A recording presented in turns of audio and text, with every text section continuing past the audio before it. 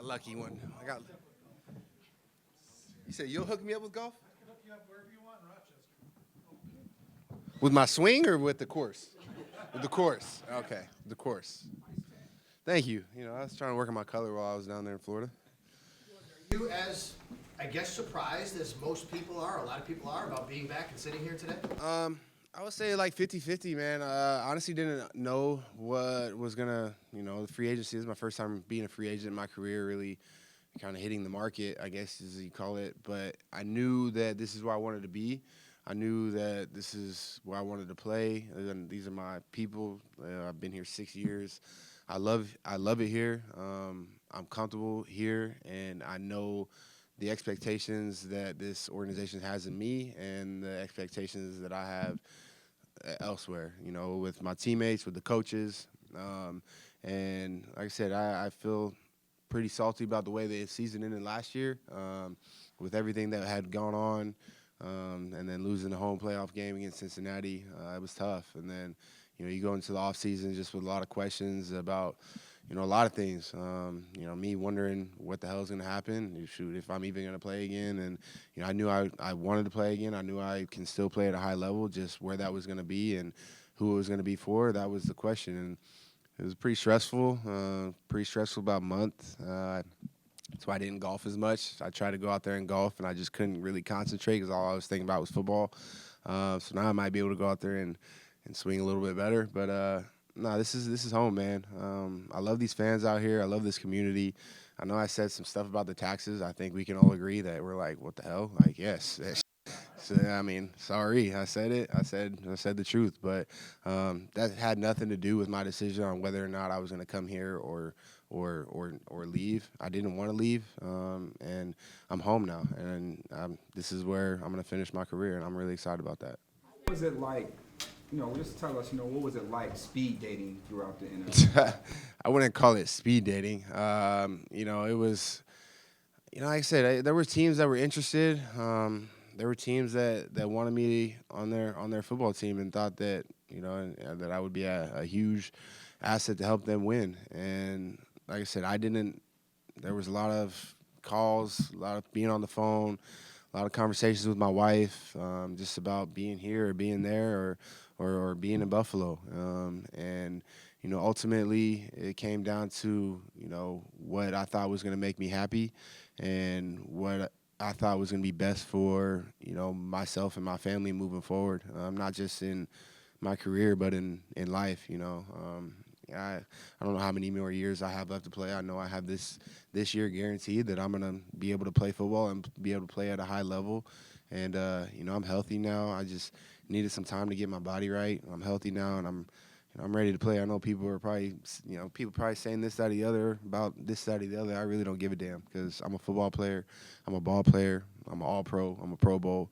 I'm here to help the team win a championship, and that's been my goal since I came here in 2017. I remember talking to Micah, the first time it wasn't the first time I met him, but it was the first time we saw each other in Buffalo. It was like, bro, we are going to turn this city around, and we're going to give this city a championship. And that's been our goal since we got here, and it hasn't changed. And that was another reason why I wanted to come back, because I truly want to help this team win a championship, and I truly believe that we do have the right team to do that. And so run it back.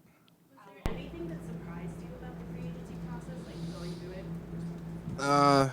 I guess just like I said, just the unknown, really. I thought that maybe I would be having to, I don't know, maybe fly there, do this or do that. But, it was really kind of just me going to workouts and then coming home and just waiting to see what happens. You started seeing guys come off the board. Jesse Bates, super happy for him coming off the board. And then you see, Marcus Epps go to Vegas. A couple other transactions that happened, and you're just kind of still sitting there wondering. At the same time, I was able to let Bean and Drew handle it, and they handled it in a professional manner, and I just sat back and just stayed positive, And like I said, my wife was helping me stay positive through it all. My daughter's just keeping me entertained and keeping my mind off of things. She's 6 now. She's running my house. It's crazy. But yeah, I mean, it was stressful, but at the same time, I was able to kind of sit back and just let things kind of play into itself. counted up exactly, but there's at least 18 starting safeties who hit the market this year. Just kind of a weird one of those things, you know. I mean, a lot of real, you know, full-time starters. Did Drew? You get a sense at all from Drew in the process that, well, the Bills' door isn't closed? Oh, I've had that.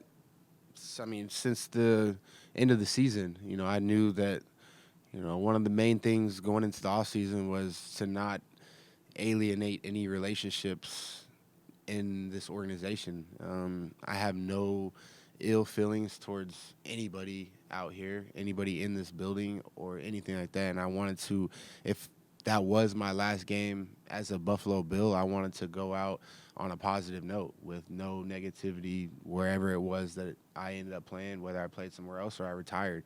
You know, but you know, I think, like I said, I forgot your question because I was just. A lot of safeties on the market, so I mean, it was just a weird year that like it was a buyer's market for teams Right. this year. So it's like that if there were 8. It might have been different, You yeah. know. So they can. I mean, again, I was my first time in free agency. I didn't really know what to expect. As soon as, I mean, I'm 31 now. There's not. I'm sure I'm not on people's boards like, oh, damn, Jordan Poyer, like, dang, we can go get him. But I know I'm a football player. I know I'm a ball player. I know wherever I ended up with, I'm gonna be a ball player and help that team win football games. And I'm just super blessed and super thankful and excited that it's here. How quickly after knowing you were coming back here did you reach out to Micah? Minute.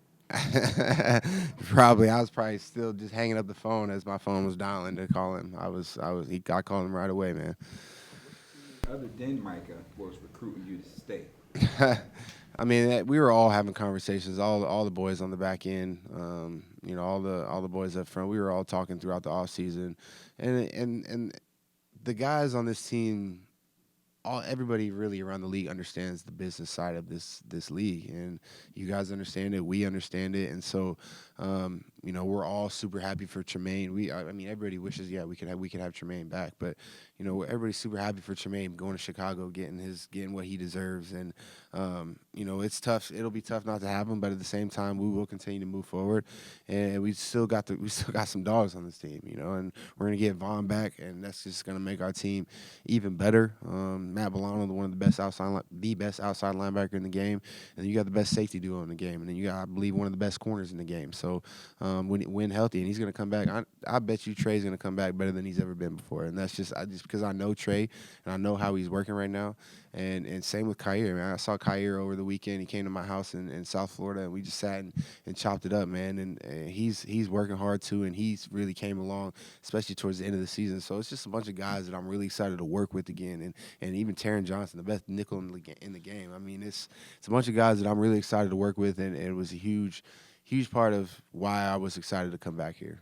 You update us on your health Jordan, right now? is it not funny that, you know, last April you switch agents and you wanted to feel validated, and now it kind of comes full circle in which you do feel validated that this team did want you. Is it kind of strange or funny or, I don't know, ironic how it turned out that way in some ways? I'm not sure. I kind of confused with the question. Well, you were looking for a reward in April. Aren't we all? Fair, and that's right.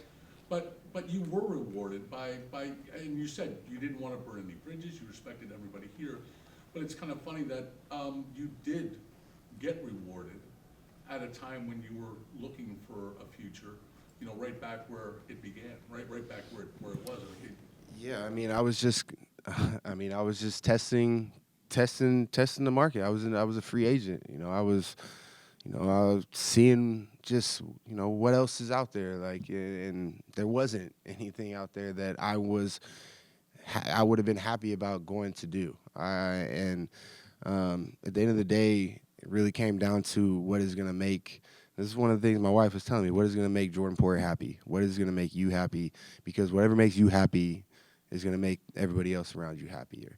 And so being here was going to make me happy. Being here with the guys that I'm here with, being here being in the community, with the community that I've grown to love, you know, and just seeing all the people in here today, I damn near start crying because it's like, you see all the people in here that you've built a relationship over the last 6 years, and just how excited they are to have you back in the building. It's pretty special. Question Micah a minute ago. Go ahead, Sal. Thank you, that's all right. Can you update us touch on what you went through last year physically and where you are now health-wise? Yeah. I mean, last year was probably the hardest year I probably ever had to go through, mentally and physically. When Micah went down, it was really hard. That's my right-hand man. And then, you're playing with it almost seemed like a different lineup all the time.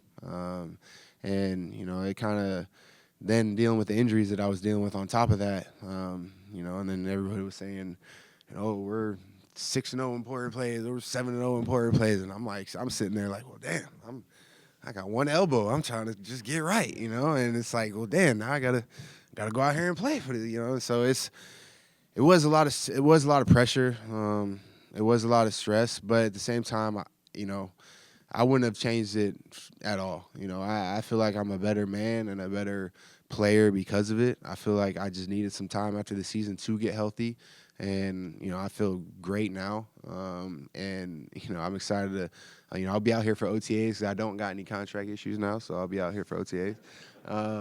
And we'll be, we're gonna hit the ground running, man. And like I said, I'm excited to be a part of this team and be a part of a lot of these guys. A lot of these guys' career again, and try to help this team win football games.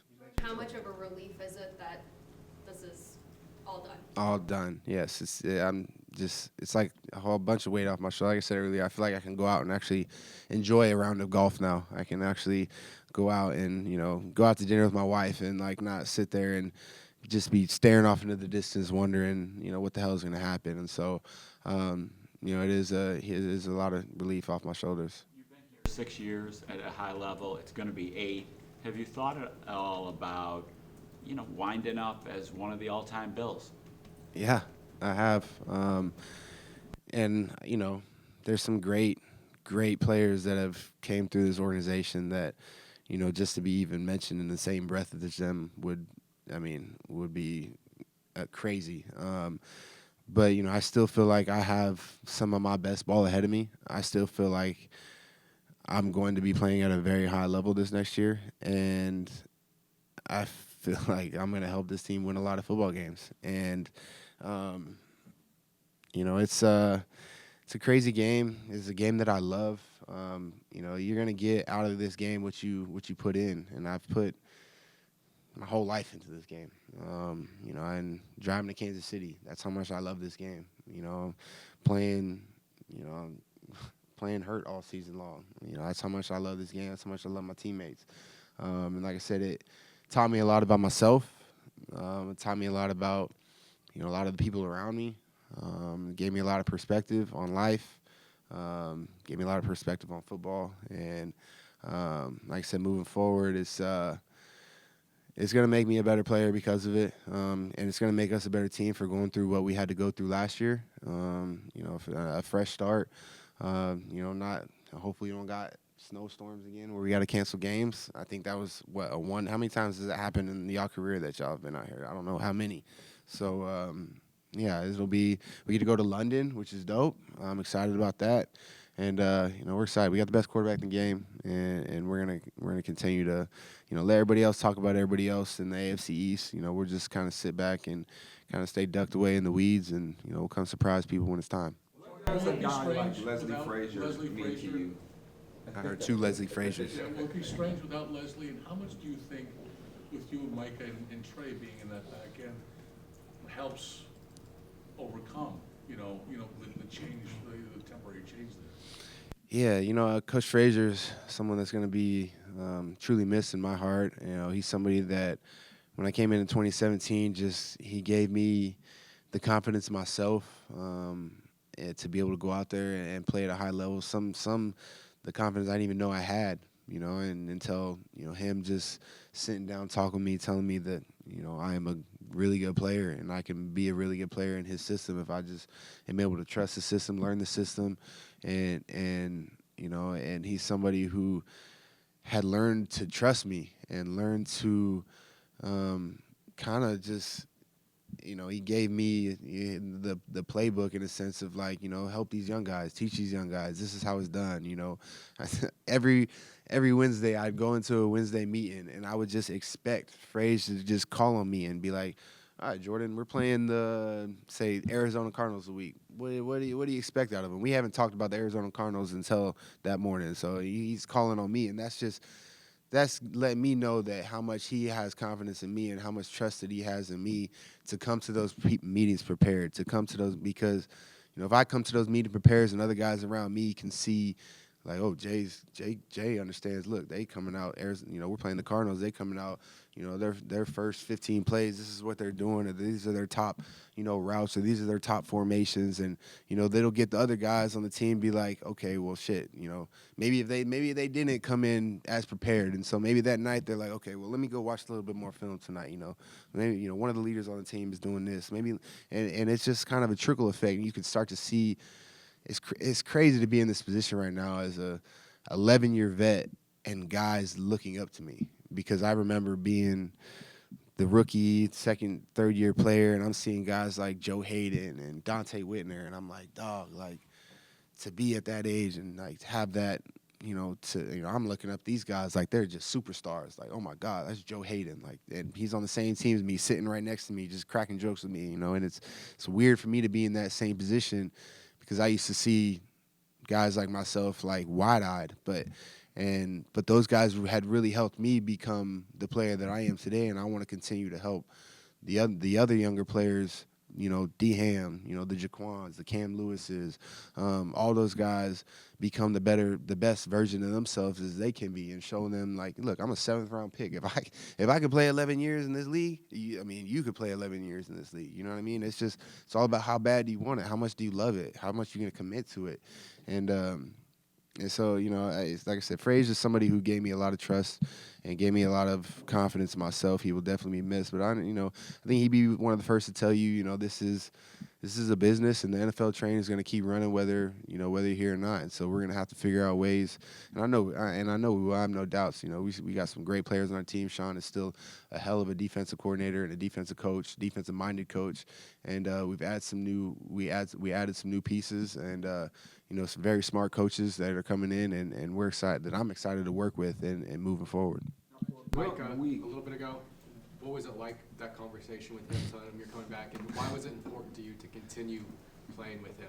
Yeah, man, I just felt like we had some unfinished business to do. He got hurt last year, early on in the season. It was hard to lose him, like I said, because we feed off each other, we play off each other, we know what each other's thinking, we know the conversations that need to be had, like post snap, pre snap, during snap, and so when it kind of like breaks up like that, and you kind of like are getting thrown off, it makes it a little harder, and just to hear the happiness that he had in his voice, knowing that I was coming back, and it was kind of like it both took stress off of both of us, because if I didn't come back, he's out here playing, D Ham's coming back, and it's going to be like it was for me this year, except I'm not going to be being able to help coach him on the sideline, because I'll probably be somewhere else. He was able to coach me all season long, and that was something I really respected about that. He could have gone and did his rehab somewhere and did his surgery somewhere, but he came back